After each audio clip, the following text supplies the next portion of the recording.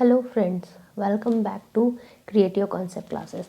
तो आज हम लोग करने वाले हैं फॉर फीचर ऑफ शेयर्स। वैसे शेयर्स का फॉर फीचर हम पढ़ेंगे जिसको कि इशू किया गया था प्रीमियम पर। ठीक है, इसका दो केस हम पढ़ेंगे।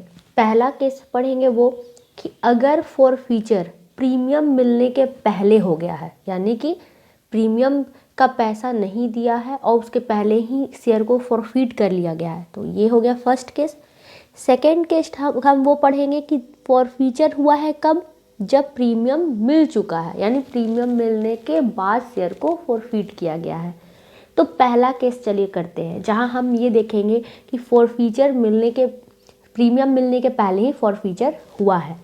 तो एग्जाम्पल के साथ हम जर्नल एंट्री को पास करेंगे। इससे क्या होगा कि आपको ये समझ में आएगा कि क्वेश्चन किस तरह का होता है। दूसरा, आपको जर्नल एंट्री भी सीख लेंगे साथ ही साथ।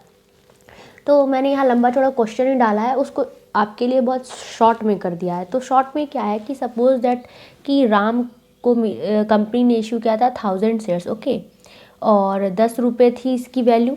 कितने रुपए थी? 10 रुपये थी वैल्यू, और प्लस इसमें प्रीमियम भी थी। ओके, तो प्रीमियम भी इसमें था, 2 रुपये का प्रीमियम है। एप्लीकेशन पे मिला 2 रुपये, ओके। अलॉटमेंट में था 4 रुपये, ओके, जिसमें से कि 2 प्रीमियम का पैसा है। फर्स्ट कॉल में 3 और फाइनल में 3। यहाँ क्या हुआ कि ये राम को अलॉट हुआ था, ठीक है। तो राम ने एप्लीकेशन मनी दे दिया, बट उसने ना ही अलॉटमेंट दिया, ना फर्स्ट कॉल और ना ही फाइनल कॉल, ठीक है।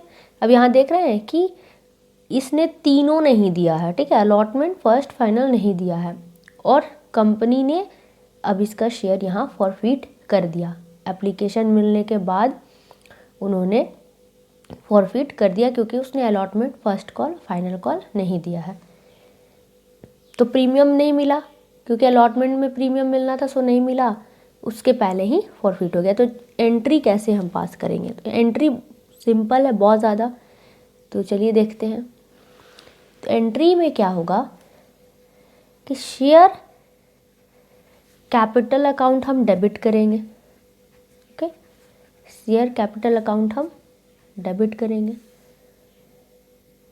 सिक्योरिटी प्रीमियम रिजर्व अकाउंट भी डेबिट करेंगे। सिक्योरिटीज प्रीमियम रिजर्व अकाउंट भी हम डेबिट करेंगे, okay. 2, share allotment account. 2, share first call account. 2, share final call account. 2, share forfeiture account. अब हम अमाउंट कितना डालेंगे? तो देखिए, 1000 शेयर्स थे, 10 रुपये तक का कॉल्ड अप वैल्यू था, तो यहाँ हो जाएगा 10,000। 1000 शेयर पे 2 रुपये प्रीमियम का था वैल्यू, 2000 हम यहाँ पे डेबिट कर देंगे। अलॉटमेंट में चले आते हैं। अब यहाँ क्रेडिट वाला बैलेंस देखते हैं। अलॉटमेंट कितने का था? 4 था इंक्लूडिंग प्रीमियम। तो यहाँ पर कितना पैसा नहीं दिया? 1000 इंटू 4, 2 आपका अलॉटमेंट का, 2 प्रीमियम का, तो ये हो गया 4000। फर्स्ट कॉल पे 1000 इंटू 3, 3000। फाइनल कॉल पे 1000 इंटू 3, 3000। फॉर फीचर कितना हुआ है?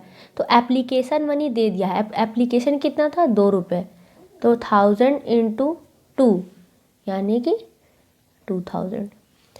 ये हो गया आपका एंट्री, ठीक है। अब हम ये बात करते हैं कि सिक्योरिटी प्रीमियम जो है वो क्रेडिट होता है, बट यहाँ हमने उसे डेबिट कर दिया, ठीक है। यहाँ तो क्रेडिट हुआ, यहाँ हमने डेबिट किया, उसके इफेक्ट को हमने कैंसिल किया। क्यों कैंसिल किया? इसका रीज़न चलिए समझते हैं। रीज़न देखिए क्या है, हमने डेबिट क्यों किया। आप लोग जब सिक्योरिटी प्रीमियम का पढ़े होंगे चैप्टर में, तब आपको पता होगा कि सिक्योरिटी प्रीमियम जो है वो एक स्टैट्यूटरी अकाउंट है, ठीक है, जो कि सेक्शन 78 के अकॉर्डिंग उसका रूल रेगुलेशन होता है। और सिक्योरिटी प्रीमियम को हम लोग स्पेसिफिक पर्पस के लिए ही यूज़ कर सकते हैं, ठीक है, उसको हम लोग किसी और काम में नहीं यूज़ कर सकते। उसका जो लॉ में जो उसका पर्पस लिखा है, उसका यूज़ लिखा है, बस उसी के लिए हम इस्तेमाल कर सकते हैं।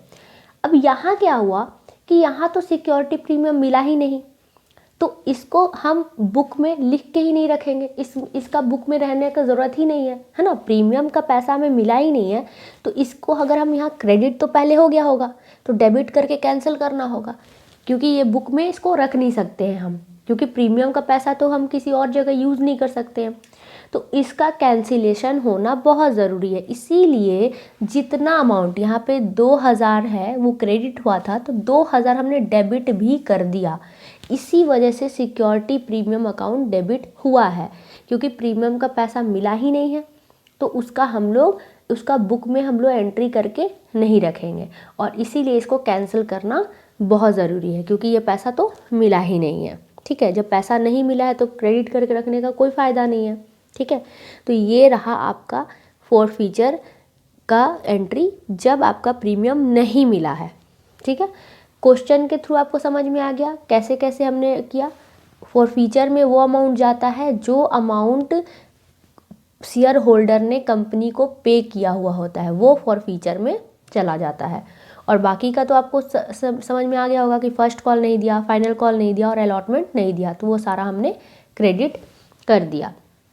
और शेयर कैपिटल अकाउंट डेबिट क्यों किया? क्योंकि शेयर कैपिटल, हमारा कैपिटल जो है वो कम हो रहा है, क्योंकि हम राम का जो शेयर है वो फॉरफीट कर रहे हैं, जब्त कर रहे हैं, उसका मेंबरशिप कैंसिल कर रहे हैं। तो जितना शेयर वो उसका होगा उतना अमाउंट जो है मल्टीप्लाइड बाई 10 करेंगे, जैसे 10,000 उसका जो अमाउंट है कैपिटल का, वो हम डेबिट करके कैंसिल कर रहे हैं, क्योंकि हमारा उतना कैपिटल कम हो रहा है। ये हो गया। आप नरेशन अपना लिख दीजिएगा कि बीइंग शेयर फॉरफिटेड। अब आते हैं हम नेक्स्ट कि सेकंड केस क्या होगा, ठीक है। सेकंड केस क्या होगा, ठीक है। सेकंड केस क्या होता है, क्या होगा कि जब प्रीमियम का पैसा हमें मिल गया है, ठीक है, अब क्या होगा, एप्लीकेशन भी दे दिया और अलॉटमेंट भी दे दिया, सिर्फ फर्स्ट कॉल और फाइनल कॉल नहीं दिया। अब इस केस में क्या करेंगे, तो देखिए इस केस में एंट्री एकदम जैसा पार वाला फॉरफीचर का एंट्री आपने पढ़ा था ना, पिछला वीडियो आप देख सकते हैं मेरा, जो पार वाला होगा सेम टू सेम वैसा ही एंट्री है। यहाँ पे प्रीमियम का जिक्र भी नहीं होगा, कहीं भी प्रीमियम नहीं होगा, पूरा एंट्री में से प्रीमियम हट जाएगा। क्यों हटेगा इसका भी रीज़न बताते हैं आपको। तो चलिए पहले एंट्री पास करते हैं। एंट्री बहुत ही सिंपल है, ओके। एंट्री होगा हमारा शेयर कैपिटल अकाउंट डेबिट हम कर देंगे, okay, to share first call account,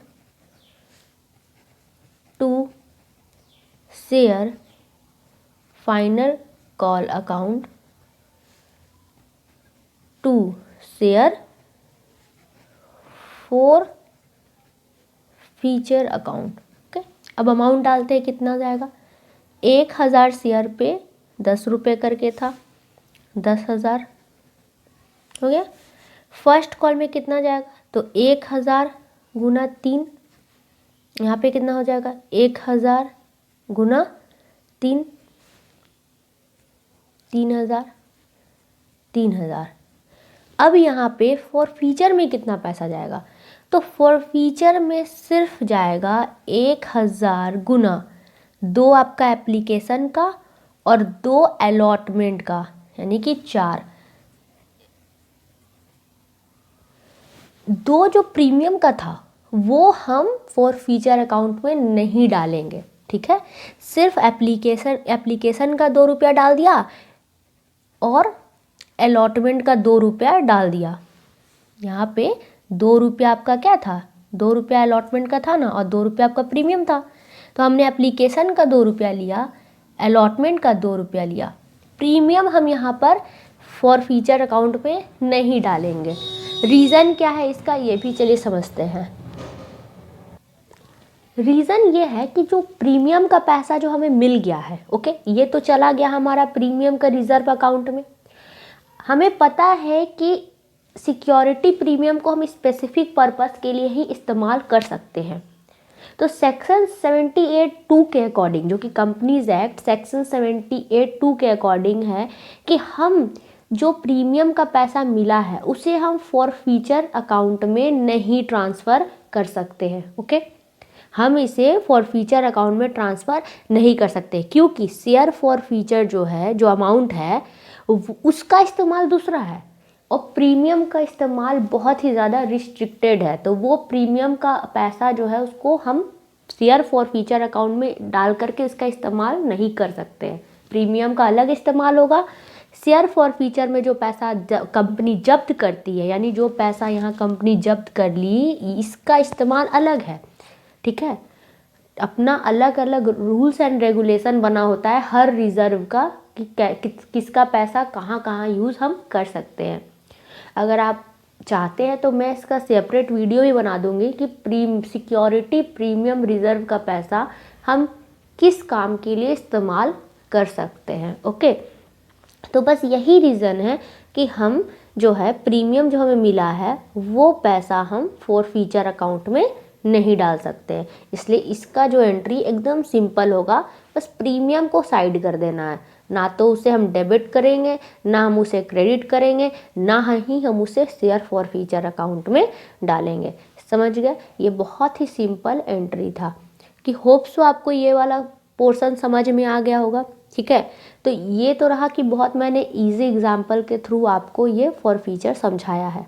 next video में मैं आपको क्वेश्चन, जो थोड़ा डिफ़िकल्ट क्वेश्चन होगा, उसके थ्रू आपको एक्सप्लेन करूँगी। उससे क्या होगा कि आपका टाइप्स ऑफ क्वेश्चन भी आपको समझ में आएगा कि किस टाइप का क्वेश्चन आता है एग्ज़ाम में फॉरफीचर से रिलेटेड, और आपका सॉल्व करके मैं उसको बता भी दूँगी।